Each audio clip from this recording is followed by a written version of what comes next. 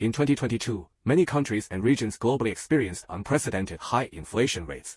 Both the United States and the Eurozone saw inflation rates around 10%.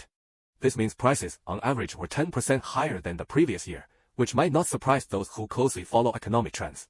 By this year, inflation rates have gradually fallen back to normal ranges. However, this isn't necessarily good news for consumers as it indicates a slowdown in the speed of price increases, not a decrease in prices.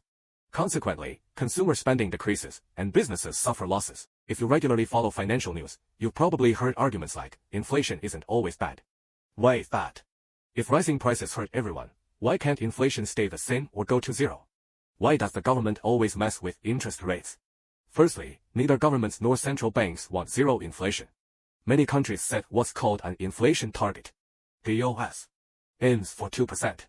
While this target may seem arbitrary, it's what most central banks aim for. This target aims to create what economists call a virtuous cycle. When prices rise broadly, people expect them to keep rising, encouraging spending now to avoid paying more later for durable goods like cars or appliances. This, in turn, drives up prices for essentials like food and housing, leading to more cash flowing. Companies make more money, which leads to more jobs, disposable income, and pushes up demand and prices.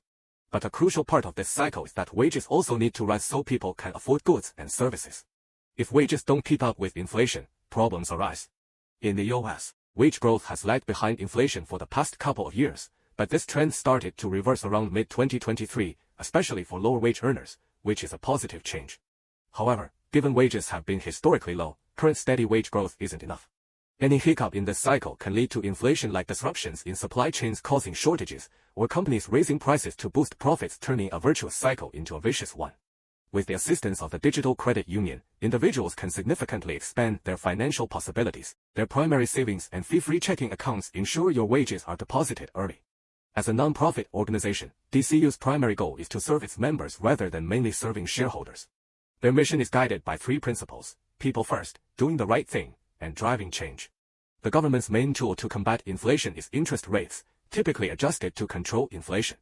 Rising rates make all borrowing, including credit cards and bank loans, more expensive. Increased borrowing costs pressure businesses, raising costs for investment and employment, ultimately slowing economic growth. This was what the Federal Reserve did in 2022, effectively keeping inflation around 2%, but it also added economic pressure on households needing loans to make ends meet. When the Fed uses rates to tame inflation, they're essentially reducing demand, potentially causing job losses and slowing price growth. However, we also need to discuss price decreases, or deflation. While price drops sound good, they can trigger another vicious cycle called a deflationary spiral. When prices fall, consumers may delay purchasing big-ticket items hoping for lower prices in the future. Lower prices for essentials reduce total spending. Reduced consumer spending cuts into business profits, leading them to cut costs or even lay off workers. Unemployed people spend less, while those with jobs may save more against economic downturns. Decreased demand further pushes prices down, slowing economic growth. Deflation is challenging to address because governments have fewer tools compared to fighting inflation. Historically, true periods of deflation are rare, with solutions usually requiring war or massive restructuring. For example, the deflationary spiral during the Great Depression was resolved post-World War II, through large-scale government spending and job creation. The macroeconomy consists of decisions by millions of people and businesses, interacting in complex ways. This complexity is why even minor fluctuations in inflation can have significant impacts, like the butterfly effect. However, these effects can be positive or negative, and managing inflation appropriately is beneficial for economic and social development. That's why governments and central banks aim to avoid zero inflation, which could trigger deflation. Preventing this involves keeping inflation at a reasonable level. Hence, a little inflation is usually a good thing.